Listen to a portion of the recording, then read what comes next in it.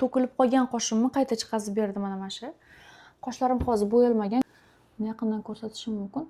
Qoshim mana bu joydan bu yog'i, mana bu joydan bu yog'i yovib qolgandi, yovib to'kilib va mamutlarda ozgina bor edi. Va bir koreys dugonam mana shu maslani tavsiya qildi. Yaxshi natija berganmanda ishlatib ko'rdim.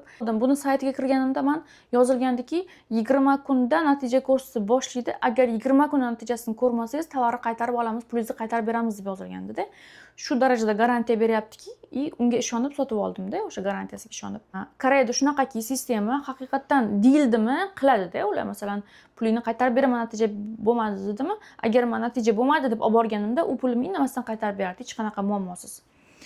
O'shanga ishonib men buni oldim va qoshimni 20 kunda emas, 15 kunda natijasini ko'rdim men. 20 kunga yetmadi-da, 15 mi, xullas 2 hafta atrofida edi-da, 15-10 kun atrofida men qoshimda buni natijasini ko'rganman. Bu faqatgina qoshga emas, sochga ishlatsa bo'ladi, erkaklar soqollariga ham ishlatsa bo'ladi. Bu surilgandan keyin qizdiradi-da, qizdirib o'sha soch tagidagi yoki qosh tagidagi o'zining ildizlari bor, o'sha yerlarda qon aylanishini yaxshilab beradi.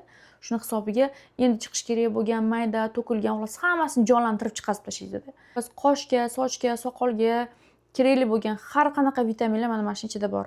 Endi saytida kiprikka ham bo'ladi deb yozilgan, lekin men kiprigimga ishlatmadim, hali test qilmadim. O'shaning uchun men kiprikka bo'ladi deb masalan garantiya bera olmayman, chunki men ishlatib ko'rmadim kiprikka buni.